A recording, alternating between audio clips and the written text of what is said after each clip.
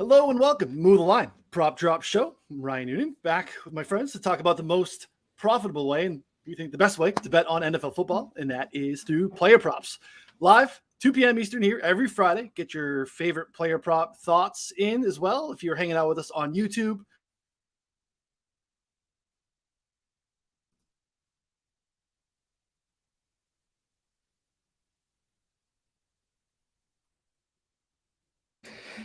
Did Noonan just cut out there in mid intro?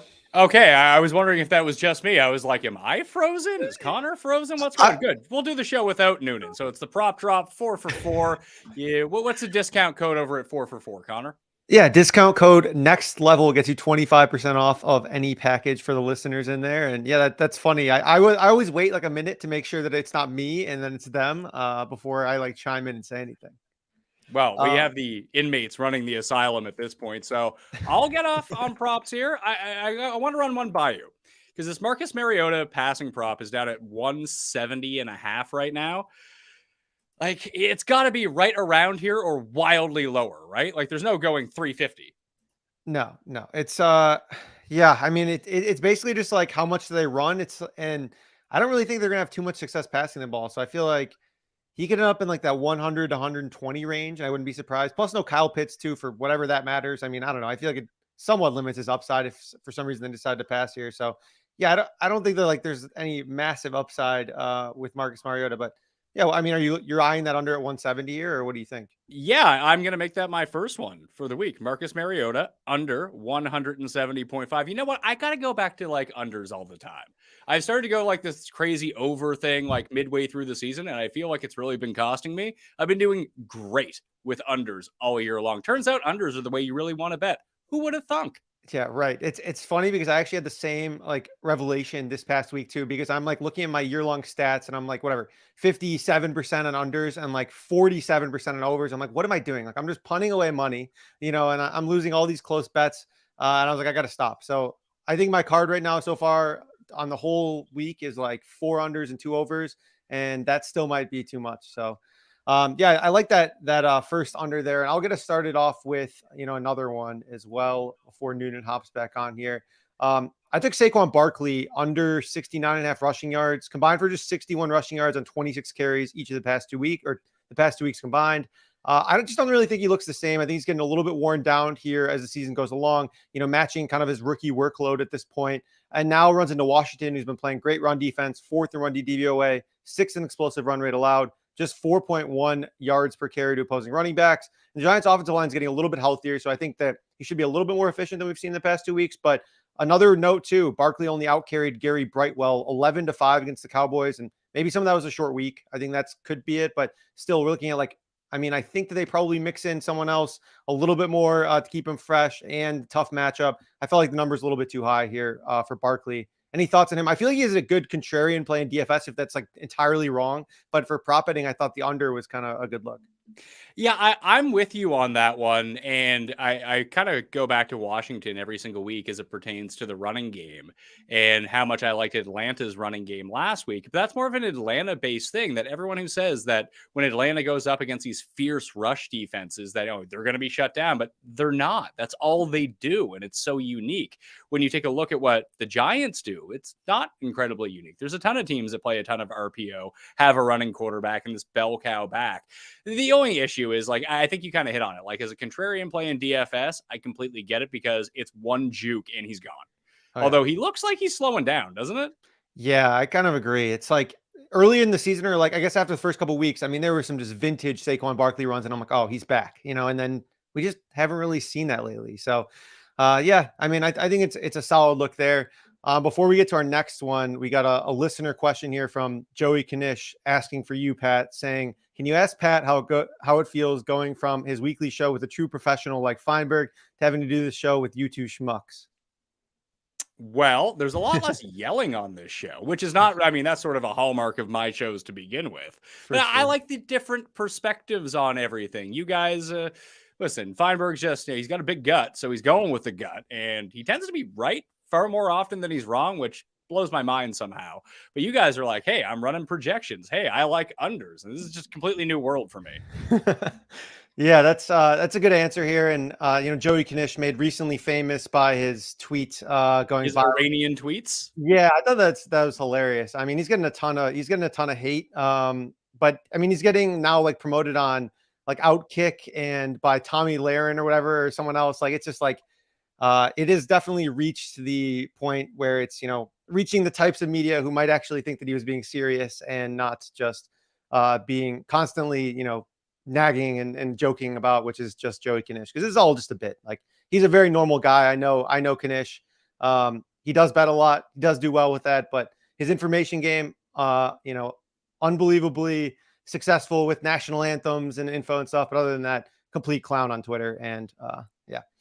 All right. Well, it looks like Noonan, I don't know if he's going to be in or out. So I guess we'll just keep rolling. Maybe his internet died. What's your next prop here? Well, I want to give a shout out to Joey as well. We're both contributors over at the Hammer HQ, and I do fun shows with Pizzola and Cam over there, Feinberg and Tim over there as well. Just another resource for some fun betting content. I'm going to go to another under. It is DJ Chark under 40.5 receiving yards in this Lions game. Like I don't quite know why it's so high. It was a lot like the Terrace Marshall line, at least the Terrace Marshall line a week ago. Made sense as it pertained to what he had been doing all year long in terms of the past month with PJ Walker and, big numbers, lots of targets. Like, well, now we have Sam Darnold in the game who he has no connection with against a good pass defense. Of course, we're going to go under. I think he had like one catch for 12 yards or something like that. When I get to DJ Chark this week, I mean, yeah, this game is going to be a shootout potentially. It's indoors on the fast track, but you just go back, like DJ Chark is barely playing. And yeah, he's their deep threat on this team. Whatever. Maybe he gets the one and that's good enough for the over, but like, what can you really bank on DJ Chark for? Maybe 2 catches in this game? Like, I have this line set at like 19.5 and it's 40.5. So big under for me. Yeah, this line looked really high when I first saw it. We played the under 36.5 on Thanksgiving last week, and the subs were, dripping sweat in the chat after he had like a 16-yard catch and 3 targets on the first drive. And I'm like, guys, like unders are not dead until they're dead. It's okay. I think he saw what he said, 1 more target the rest of the game, and that was his 1-yard touchdown catch. He's like, his usage is a little bit better, but he's still kind of just rotating in. Like Josh Reynolds is active. I think at some point Jameson Williams will play a role in the offense as well. And so, yeah, he's there. I think that 40.5 is probably a little too high. I'd probably put it closer to like 35 or 30, given the nature of this game. I think Jacksonville's defense has proven to be pretty bad at this point, I think, and especially the last few weeks. But yeah, that's a pretty good look on Chark unders there. I will. Hold on. My projection on Chark this week, the medium projection, 2 catches for 21 yards. Wow. Yeah, I know Action has him at like 24, and we have him at, let's see here. Let me shift over to our I'm guessing it's not over 40.5.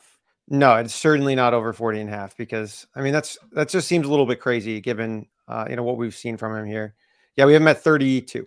So that still seems high, to be honest. I like it. Yeah, let's roll. All right, next one for me. I'm going to go with an over here. Jaylen Hurts over 218.5 passing yards. I think this number has come down a little bit from his usual number in the mid to high 230s because he's had the last few games, he's been under 200 passing yards in each of them. But I think this matchup specifically dictates more passing, like an entirely different game plan. We were on the Miles Sanders overs last week against Green Bay, which was a run funnel defense. They're like dead last in run defense and top 12 in pass defense. Tennessee's the opposite. They're a pass funnel defense, first in run defense, and they're just like average at pass defense, 20th in explosive pass rate allowed. So I think that we see the Eagles probably attack them via like a short passing attack instead of the running game here. And so I think in this spot, if you're banking on volume for Hurts, we're probably getting well over this 218-yard mark. And even if not, I think he still has a chance to hit it against this Titans defense. If they go in there and just try and run the ball like 30 times, 40 times, I think that they're going to be basically dust against this Titans run defense, but you never know. They've been doing a ton more designed runs with Hurts, but still think that this is too low on the passing yards. We have him projected for 236. I have him projected for, where are you at, Jalen Hurts? I would actually, in this game, I just think that A.J. Brown is such a bad matchup for this Titans defense, in the revenge factor. Never forget that part of it. I have him at 238.8 yards in terms of the over-under passing for him in this game, but way down on the rushing, like 42 yards rushing. So, if that boosts up to 80 yards rushing, it's probably going to take away from the passing game. But just they're going to throw jump balls to A.J. Brown all game, and he's going to come down with all of them.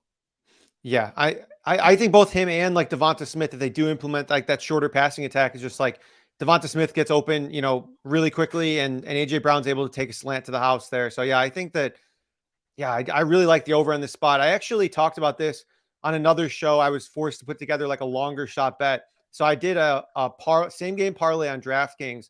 Jalen Hurts. Yeah, I know welcome back, Noonan, to the same game parlay prop drop show with your first bet here.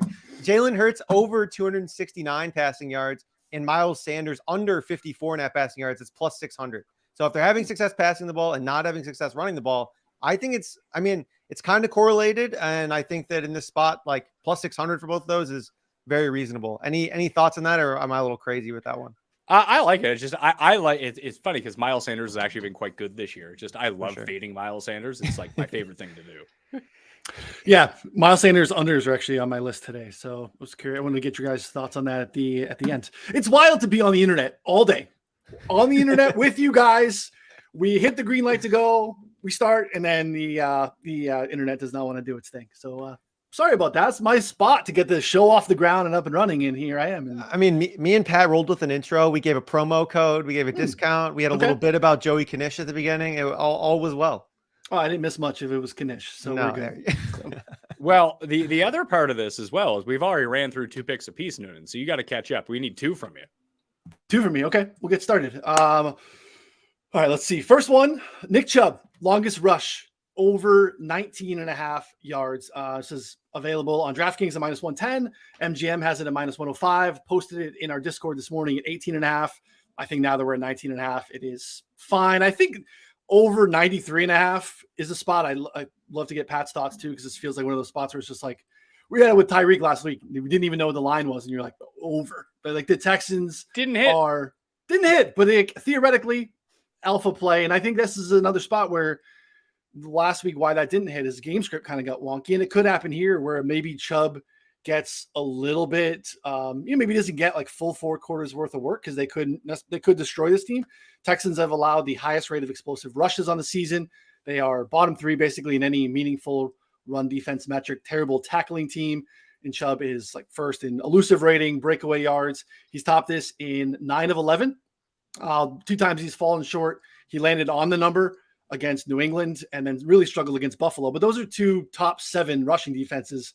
Texans are not that in any way, shape, or form. So love Chubb going over 20 yards at some point in this game. And then number 2, I'm going to take George Kittle over 41.5 receiving yards. This is minus 115 on MGM. It's juiced up a little bit on DraftKings. I'd probably wait and maybe let it come back down to like a normal price. Like Caesars is at 43.5 at minus 145. Let's wait till we get a normal number if you don't have access to the MGMs. But I love this spot for Jimmy G and the Niners passing game. Miami has been a sieve against tight ends this season. They are 29th in Football Outsiders DVOA metric against the position. And then they've just been targeted a lot there. They've seen the second amount of receptions allowed and the 3rd highest rate of targets. They have allowed 10 more targets than any other team that's played 11 games. Like the Cardinals have been like the premier spot to go against tight ends, but they've played 12 games. This is their bye week. So love this spot. We've seen really too, like last couple of weeks, really good tight ends have crushed. Freiermuth 8 for 75. Hawkinson had 80 yards in his last game as a Lion against them.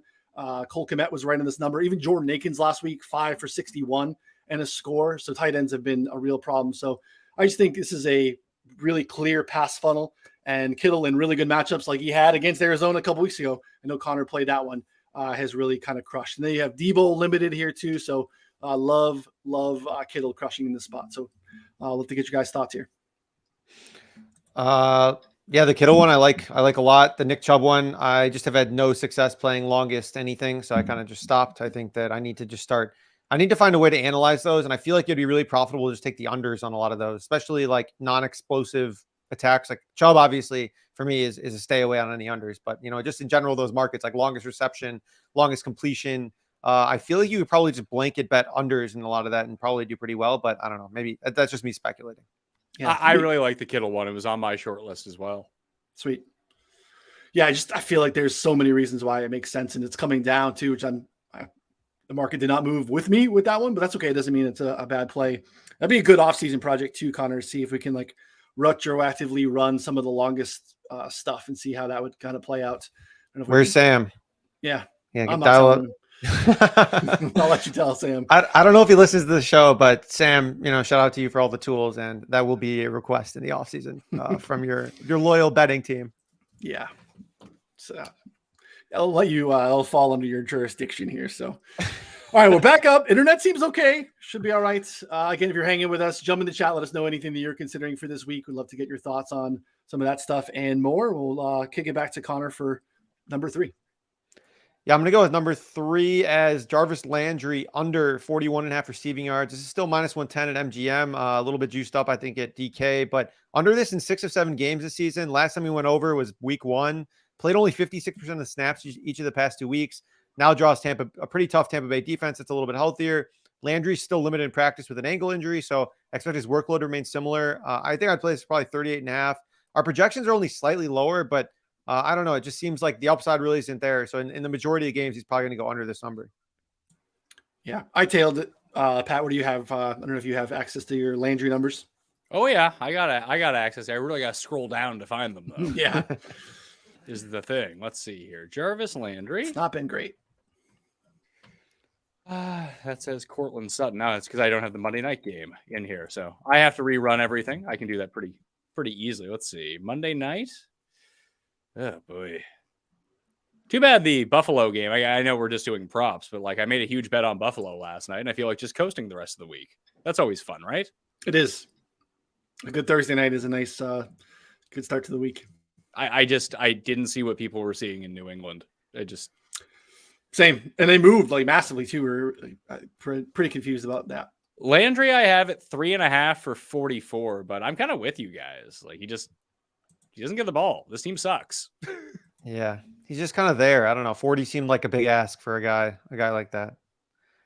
Yeah, I mean, outside of what was 114 in week 1 against the Falcons, it's been 25, 22, 7, 37, 33, 20. Like, it's not great. He's not the, even close to the, top of the pecking order of targets in this offense. So tough spot too against the slot. Antonio Winfield in the slot's been really good. So, yeah, I'm liking that one quite a bit.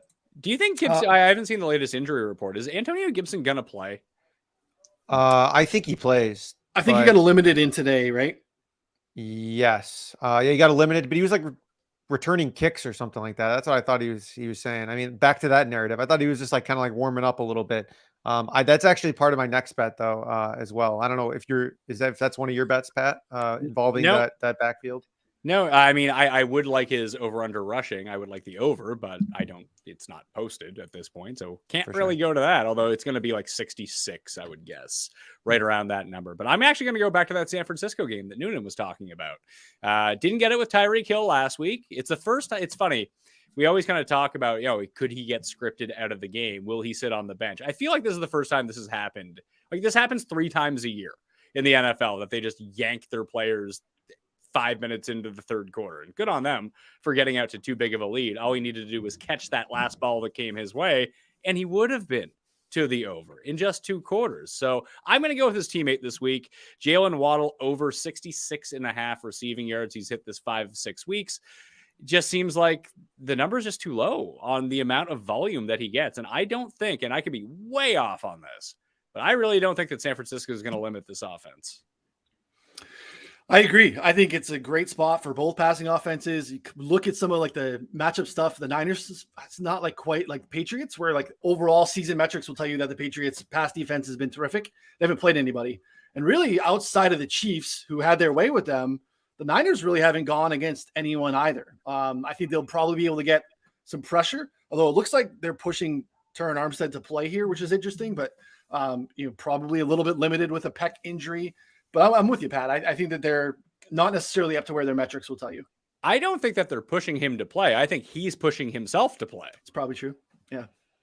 Yeah, that's a big deal. I agree with that. Yeah, it's a big deal for them. Obviously, it just like goes both ways. As we talked about this on the other show, but it's like San Francisco or like Miami, the narrative has been like, oh, they just feasted on 4 straight terrible defenses, which is true. But then, like you said, San Francisco, they've been bad against anyone that they play that's good. Otherwise, they played against just like horrible offenses. And so I just am really impressed with what I've seen from McDaniel and like the scheming, and like he's smart enough to know like, okay, my offensive line is banged up. I'm facing a pretty good San Francisco pass rush, and the secondary is good schematically, but obviously has flaws. Like, how do we beat that? Like, I'm confident in assuming rational coaching to them like doing something good.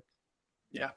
This is a place where I feel pretty comfortable going with the assumption of rational coaching, knowing that they're, even last week where they could have just run the ball over and over again, they still skewed pass heavy, especially early. Like they got up big and they were still, because as someone who had Jeff Wilson overs, you're up 21 zip and they come out like pass.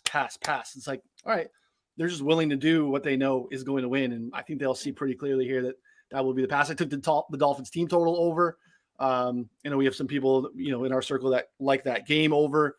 I think both quarterbacks, I think like 2 attempts is interesting. It's like 34.5, just a decent price, but the juice is out there a little bit. I think that's an interesting look too. Yeah. I mean, I actually like that a lot. Cause you think about it, like banged up Jeff Wilson, like, are they really going to just like run the ball a bunch? I mean, Wilson was just cramps.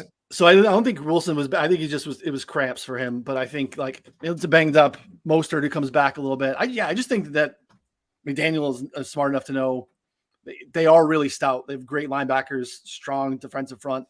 Throw the football. Get it into Waddle in Tyreek's hands and let them do what they're going to do. They're pretty dynamic. And like Jimmy Ward, Travarius Ward, those aren't like guys you need to stay away from. Right? I think a lot of it is scheme there. So. Yeah, I like all the passing stuff in this spot for sure. So, all right, next, Pat, number 3 for you. I just did that. Oh, that was 3 for you. Thanks, host. I think it's back to you, Noonan. We're all over the place today. No internet messes you up. I'm also going to do a receiving yards under here. I'm going to go with Adam Thielen under 48.5. Available DraftKings, Bet Rivers. It's close on Caesars. MGM price is a little bit different. But since Hawkinson's come along here, Thielen has been the first read on just 10% of Kirk Cousins' dropbacks. Hawkinson doubled that at 20%, and we know Justin Jefferson gets a ton. He's the clear third option here. It took 9 catches and 10 targets last week against New England for him to get over this number. Really low ADOT. And I really think this Jets passing defense is awesome. They don't use Sauce Gardner to shadow. DJ Reed has been awesome too. So it's not like Thielen's going to run some stuff against just, DJ Reed or Michael Carter. He'll see Sauce Gardner too. The Jets have been awesome against number 1, number 2 receivers. There have been 101 players, receivers, tight ends, running backs that have seen over 40 targets this season. 101. Thielen's 2.2 yak is 98th out of 101. He's not doing anything after the catch here. He is going to catch it and fall down. So it's going to be a volume play. And when you kind of look at what his reception number is in the market too, it's 4.5, juice massively to the under. So pretty sharp market. Doesn't think he's going to get a lot of volume in the spot either. So 48.5, we're kind of right there. We're a little bit below it too, again, which is rare for us in the projections currently. So yeah, I think it's a solid look for Thielen to kind of dud out here a little bit. Connor, what are your thoughts? See, the only reason I was really close to like hugging this, the only reason I didn't is because I kind of like the over in this game. And I think that both like offenses push each other a little bit. So I'm definitely not playing the over 4.5 receptions, and I'm not playing the over. I just think that if we look at kind of how he's turned out with Hawkinson so far, it's been like right around this number most of the time. And like you said, or he went under against Dallas, had a massive game against New England with the 9 catches it took him to get 60 yards, but otherwise like 25, 49 and 67 against, just with Hawkinson. So for me, it was just a little bit too close to take the under, but I still think it's probably the right look. Yeah, 67 against Washington too. It was like a 34-yard catch, which I think is by far his longest of the season too. So, Pat, any thoughts on Thielen in this matchup? I haven't projected for like 10 yards higher than this. I haven't projected right around 58. Okay. All right. Flying solo. Taking under, trying to look for those under opportunities a little bit more. They're going to come in the tackle market, I think, more than anything else. But, I thought this was a good one. And we are cheering for Thielen over. I think we're close, actually. What, 700 was our season-long number for him? Yep. And he's like 533. Surprise. He's pretty close. He's 150 off right now. So in whatever, there's 5 games left. I think so. Only 6 games left. So Yeah, we should get there. Hopefully. should get there. All right, Connor, back to you. Finish it up. Yeah, my last one or any other, this is the spot where you can unload looks or things you're considering and stuff, right? Yeah, I've actually had I don't know, there's a decent amount of props that I liked so far out. I like Curtis Samuel here over 7.5 rushing yards. This is maybe the most off-brand play of my life, but I love it. Samuel had 4 carries last week with Antonio Gibson getting slightly, banged up mid-game. Ron Rivera mentioned that Gibson probably will not be 100% this week. If he does play, they said that they're going to work him back. And he was limited on Wednesday, downgraded to DNP Thursday, and then I believe did practice today, but I'm not sure to what extent. Regardless, I don't expect him to be 100%. In the past 6 weeks, too, Curtis Samuel has 4, 2, 4, 1, 4, and 5 carries going over 7.5 rushing yards in every single game. So given Gibson's injury, and they also said that they don't want to increase Brian Robinson's workload, I think that he probably gets in that 3 to 4 carry range, and maybe even a season high, which would be 6. Even in the 3 to 4 carry range, it's getting 7 yards is nothing. And even if he ends up with 1 or 2, I think he can still get there. But I really think that he ends up with 3+ carries in this spot. It's definitely a unique little play. I don't know if you have Samuel rushing projections there, Pat. I have him well below, but I don't think I have him inputted properly, to tell you the truth, because I still have Gibson running a pretty heavy workload at this point. I haven't updated for injuries as of yet. Is he John Wolford is starting for quarterback for the Rams? Yeah. No more Bryce. It's too bad. The rushing prop has hit.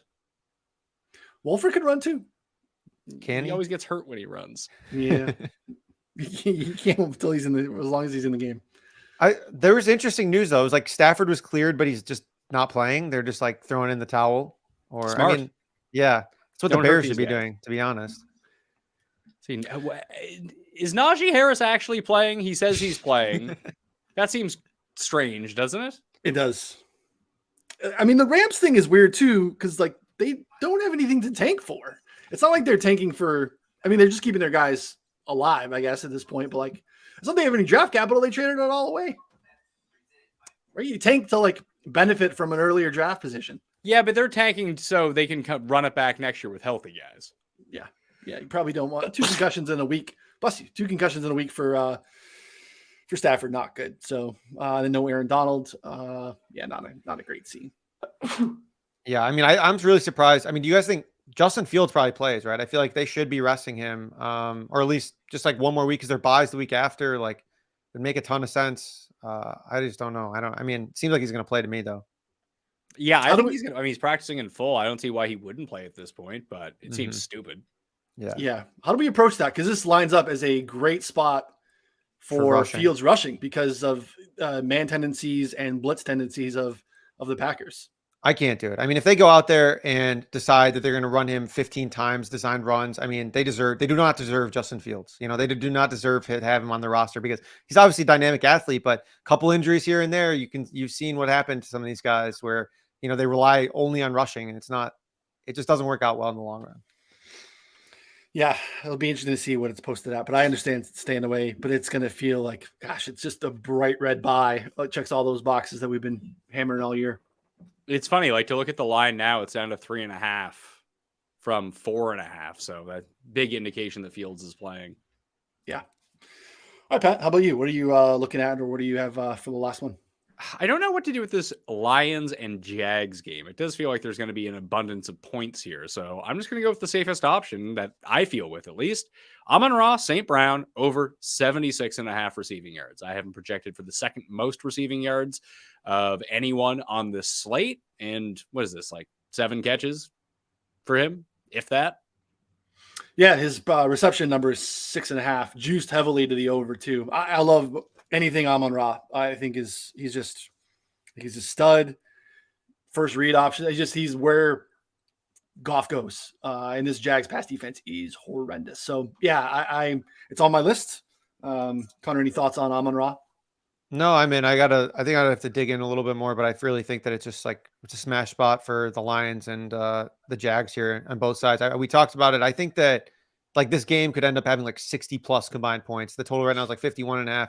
It also wouldn't surprise me for it to just be a kind of a dud, but even in that scenario, I think that he could still easily get there. But if this game goes way over, he'll have 120 yards and 10 catches.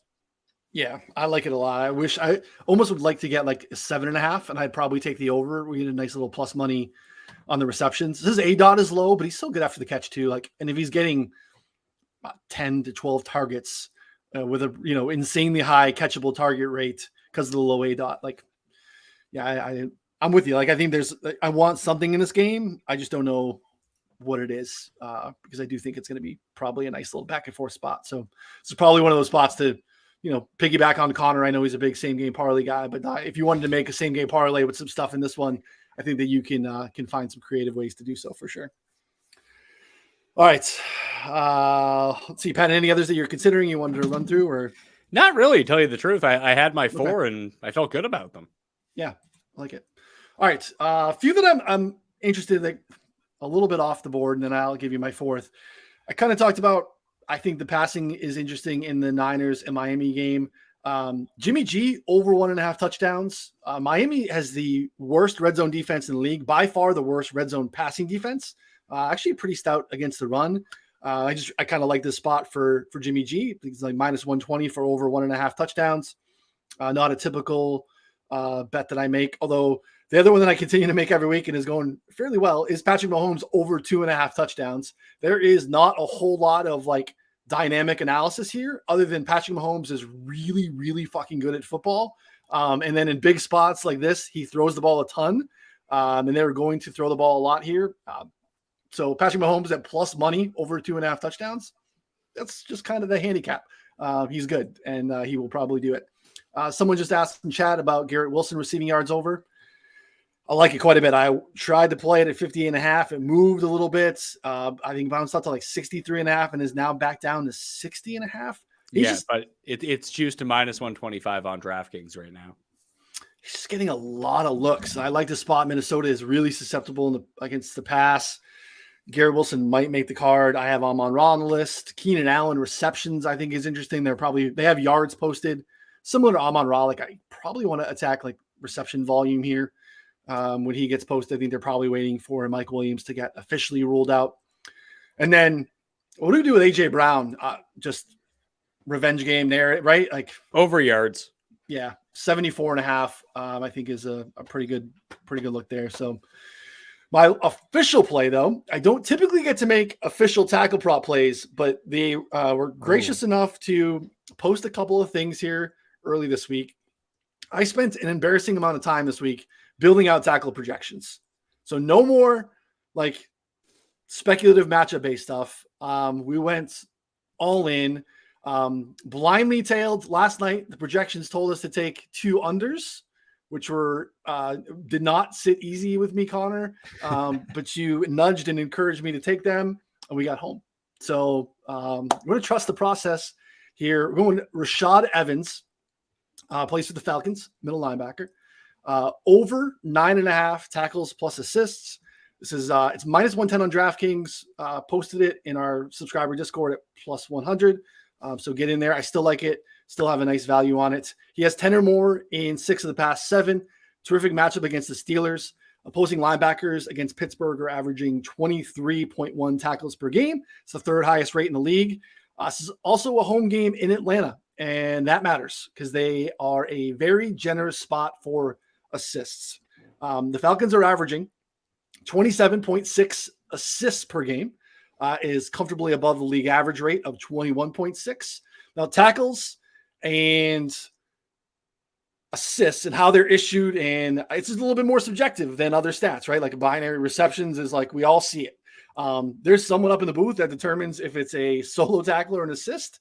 So I think there is something from an outlier standpoint on the extremes when we see teams that lean heavy on a home team getting assists, whereas like the road team, they just find one guy and give him a solo tackle. Falcons are kind of one of those spots. So Falcons at home tend to go a little bit higher than league average. So I think this is a spot to exploit.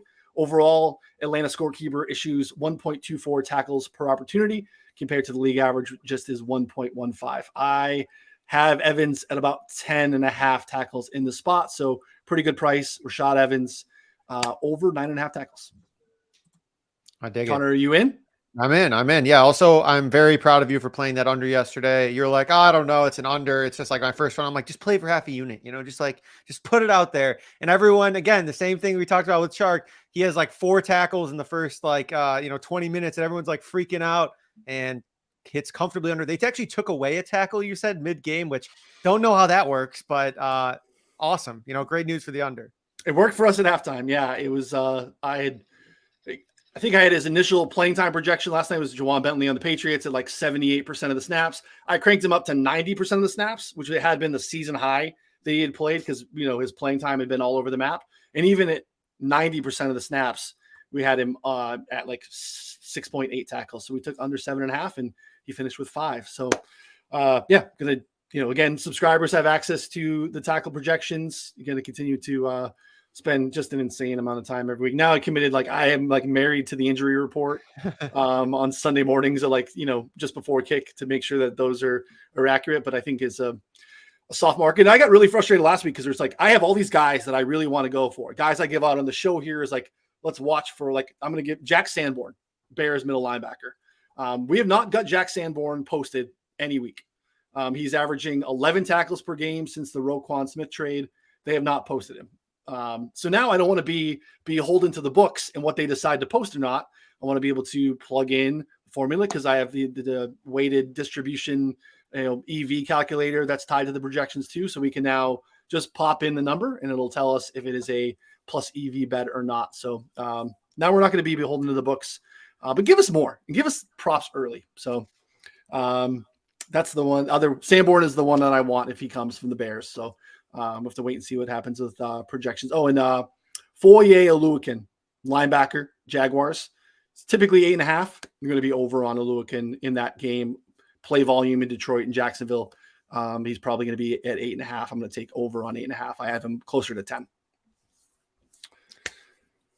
Nice. I did just find KJ Osborn under 21.5 yards. I just was like, that seems really low. But what you guys kind of said about how the Jets defense works, that he's probably going to be the sacrificial lamb to Sauce Gardner, if I had to guess.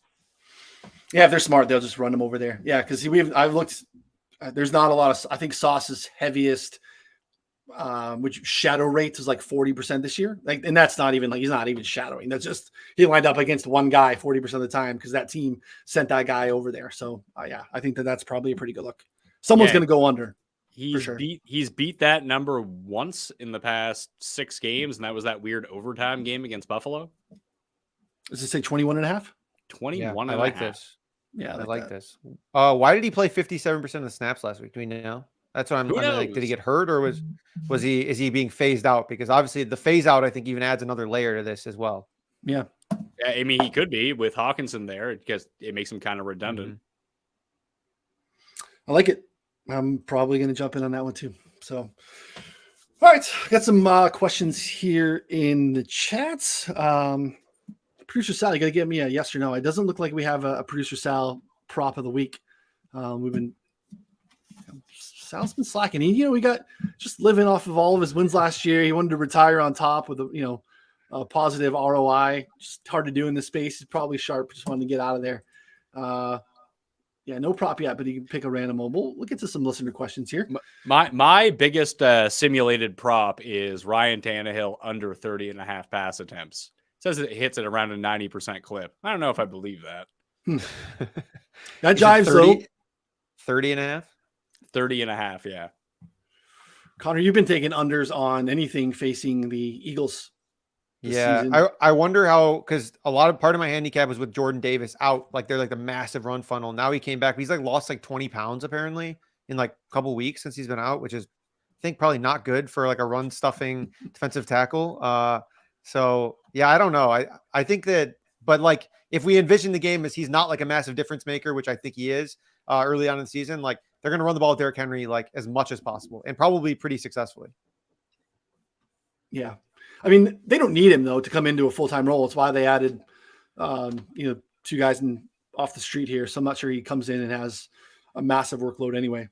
It seems like a guy that has no problem putting the weight back on. A couple trips to Chick-fil-A and maybe some Philly cheesesteaks. He's probably doing okay. All right. Yeah, Brian's got one that I like quite a bit here. Trevor Lawrence over 13.5 rushing yards. Looks like QBs versus the Lions are 8-3 to the over. Good work there. Cousins, Zappy, and Dak have been the ones that have gone under. Yeah, Lawrence doesn't have a huge like design run rate typically, but like is a guy that will scramble. Again, Detroit's been one of those teams when we look at heavy man, heavy blitz. Again, I just think the play volume here. I want to find different ways to get access to some stuff in this game. What are your thoughts there, Connor? Yeah, I'm into it. I was actually looking at potentially an under on that originally, but then when I started looking into how he's been doing lately and just like the matchup here, like I think the over is a good look. And like I'm not saying he's like a mobile quarterback, but he can scramble. We saw that at Clemson plenty of times where, if things get a little dirty or he's trying to come back, like he'll do anything to claw back in. And so, yeah, I think in a game that we expect to be a little bit of a, high scoring shootout here, I think this is a good look. It's funny because he either smashes this number or it's nowhere close. Oh yeah. That's probably a good call. I mean, good points bet it if they have it. I doubt they'll offer alts on this, but if you find that, worth a look. Yeah, I like that. Is Drew Brees still alive? I heard that was a fake, right? Yeah, I think so. It was all a fake. It was like a marketing ploy by them. Odd marketing ploy. Very strange to have like someone leak out that he like got struck by lightning, which is obviously very seriously concerning to many of us who like. I don't know, like Drew Brees is like he was a big part of our lives as a football lives for a long time. I was a little worried about him. And then now they're just like, oh, you can play these lightning bets. Did you see like the commercial for it after? It was like some kind of weird prank. I don't know. It's very odd. The points bet marketing is weird anyway, right? They have like the one bet or the one ad that they run the most, at least that I see, is the dude just on the shitter, just scrolling. And it doesn't even have any like, he's not even doing anything. It just has some like overlays about like it basically is like showing you what he sees in the screen, like he's live betting. It's just the weirdest. And I know that's probably where people do a lot of scrolling. Levitan's got the bit that people build their lineups on the toilet, but it's like just the weirdest thing. That's like, my bit. You stealing my bit. bit From you. He took it from you. I don't know if he took it from me or he both independently came to it, but I used to run the shitter guy lineup on my show like 3 years ago. See, yeah, I mean, shitter better is the marketing that's going on over at PointsBet, which is very interesting. So strange. I feel like some of the other sportsbooks have done a pretty good job. I like, the sportsbook who shall not be named, I think does a good job with their, you make 1 million bets per day show, and then DraftKings has been, putting a bunch of celebs in front of anything, and that's been working pretty well. MGMs are a little weird. I don't know. I've been seeing those. Those are a little strange with the lion and everything. I don't know. Reminds me of the Wolf of Wall Street ad with whatever, like the company that they had there with the lion. It's probably not professional. Jimmy, are they doing the same thing with DraftKings? Like they're like Jamie Foxx is calling, Barry Sanders and Kevin Garnett to get their thoughts on his parlay this week. It's an interesting one. All right. Richie Grant over 5.5 tackles and assists, minus 135. Thoughts if the juice comes down? I think I have Grant over this. Let me take a look. A little short for us a couple weeks ago. Even at the juice, I have it as a plus EV bet. I have him at 6.53. Gets a nice little bonus. Again, a Falcon at home. So I'd probably wait personally to get a little bit better juice. This is probably a good look if you play on any of the pick'em sites. Connor continues to mop up on Vivid picks. If you're doing prize picks, this is probably available there. It will be eventually too for Grant at 5.5 would probably be the way that I would attack it if you're looking to add a leg. I prefer Evans in that game, but I don't mind Grant's playing time is consistent. He basically plays every snap. Have a pretty decent projection on plays in that game too. So Grant let us down. He owes us one. I think this is a week to go back. Yeah, I like that. It's also on, speaking to Vivid, I was checking today with all of our subscriber deposits, and like you can check on like who's played the most money on it.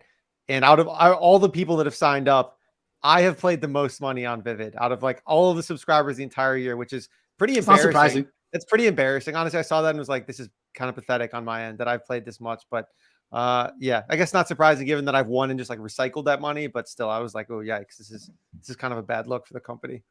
Soft lines over there. That's okay. Yeah. Randy wants to know about no props, but wants to know about Steelers minus 1.5. Biggest lock of the year. Pat, any thoughts on Steelers laying 1.5? I like Atlanta. Atlanta, short week for Pittsburgh. I think that every metric would point to Pittsburgh. And it's actually one of the reasons why I kind of limited my bet on them on Monday night. It's like, I don't understand why this line is this line. This is very obviously Pittsburgh, and it worked out. It was a winner. I feel like it swings the other way this week. That is my non-data specific take on that game. Just Atlanta's stupid. They play stupid games, and they can just win this by 2. Yeah, Connor, we didn't unpack this one on our Wednesday show, but do you have any thoughts on Steelers Falcons? I mean, Pat summed it up. Every metric points towards the Pittsburgh. So I am the sheep that is taking Pittsburgh. I still like them, I think, in this spot. Yeah. Falcons probably an interesting teaser leg. You could tease them through the 3 and through the 7 if you wanted to back the Falcons. I think there's a few viable teaser options out there this week that allow you to do that properly, follow the rules.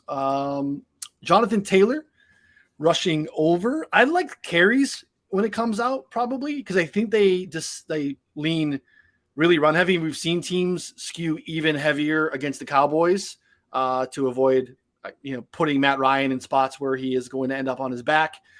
So while they can, for as long as they can, I think you see them go run heavy. And we've obviously seen Jeff Saturday establish it as much as possible early in games when games are still within neutral settings. So more so than efficiency or big plays, I think I probably like overrun carries for Jonathan Taylor when it comes out. Pat, any thoughts on JT? Not really.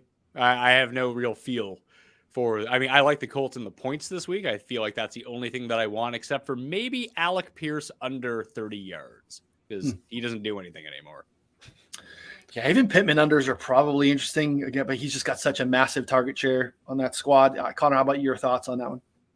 Yeah, it looks like 75.5 rushing yards for Taylor. I would probably lean over, but I think that offense as a whole is just kind of a stay away from me. I was looking at considering a Matt Ryan under for the reasons you mentioned, but I hate betting unders in that guy because he just it doesn't matter. There's 2 minutes left. He can drive the entire field with 15 dump offs. As long as there's more than a minute left, he can bust any under. Nothing is safe. From that same game though, it looks like there's some props up for Pollard and Zeke. Pollard's at 65.5, Zeke at 52.5. I don't really understand the gap that much. I feel like the only reason that Pollard was was playing more was because Zeke was injured. And then now they only had 2 more carries. Zeke played better than him last week, on a short week, now a full week recovery. I feel like it's probably going to be at least split. And I know Pollard's technically more explosive, but I don't know. I feel like the gap should not be like 15 yards. Well, I think you could kind of look at it the same way of that there's such big favorites in this game that there might just be enough to go around for both of them. True. Yeah. Yeah. And Zeke gets a lot of the short yardage stuff where Pollard's between the 20s a lot of the time. So his potential for breakaway plays from those parts of the field, like Zeke might out-touch Pollard, but the maximum, I mean, especially if they're near the goal line a bunch, you might see Zeke with 6 carries from inside the 10-yard line. You're not really piling up a lot of yardage from there. That'd be my guess. That's a good point. Yeah, that's a good point for sure. Zeke's looked okay coming back too. I don't know. Maybe the time off is allowed him to come back a little bit more spry. I don't disagree. The Colts have been decent run defense on the season, but again, I think the volume is going to make up for any specific matchup concerns in that spot. Brian Robinson rushing overs from Sullivan. Yeah, I mean, I think we need to get a real clear understanding, obviously, what's going on with Antonio Gibson before we make those plays, but obviously an advantageous matchup against the Giants, who have been, letting everything kind of go. It's just amazing that team is still 7-4 in the playoffs if the season were to end today. But again, without knowing what we know now, Pat, any thoughts on Robinson? I know you talked about being interested in Gibson. Well, I mean, I'm not interested in Gibson. I'm interested in Robinson. I think I have him in every DraftKings lineup this week. And even if Gibson plays, I still like Robinson. Strong. Connor, any thoughts on this one? On Robinson, no, I mean, I think the over, I think that he should see 18 carries, 17, 18 carries. So I like attempts over. I think rushing over is fine. Yeah, the over on him and Samuel, I think, are both great looks, to be honest. I was just waiting. I didn't see a Robinson number. Did you say that there was one? I don't think there is yet. But I think carries is probably stronger, though. There's one on Prize Picks. I think it's 66.5. Let's see. Yeah, 63.5, which is an over I like. Yeah, that's solid. Yeah, we have 72.5. It's 17.5 carries, basically. So, yeah, I don't think the carry number gets that high. So I do think carries is probably an interesting look as well. Yeah, It's just a soft I have soft. Robinson 13 carries for 65 yards, and that's assuming Gibson's like full go. Yeah. Yeah. What do we have for same? We have Gibson for 7 carries for 30 yards. Okay. I mean, that's about where that's about kind of where I see him if he does play, like in yeah. that range. Justin Fields off the injury report. Wow. Damn. Okay. to see what the number is. If it's they put it back into the 50s.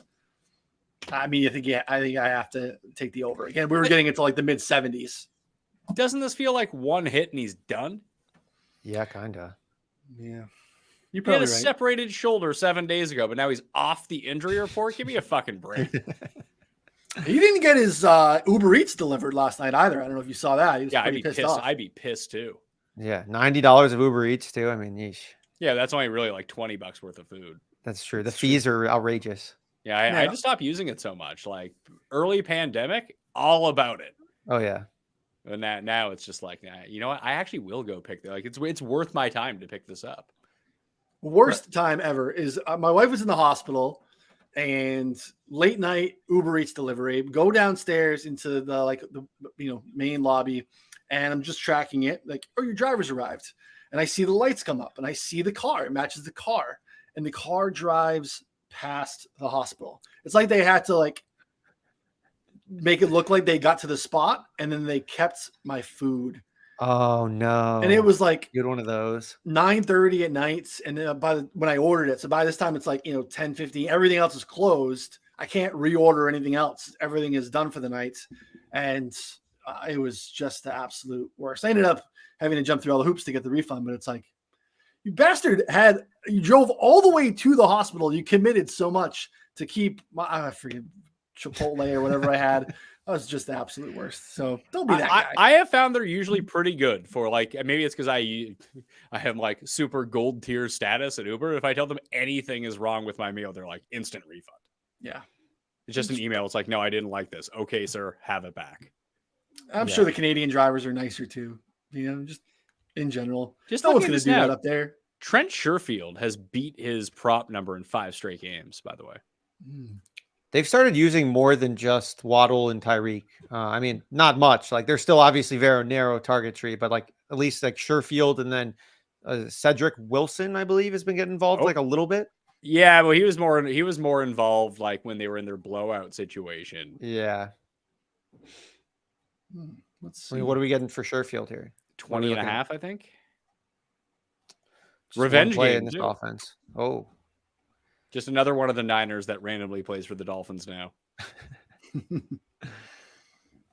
Let's see. Yeah, I mean, the 22 and a half at DraftKings Sportsbook juiced a bit to the over.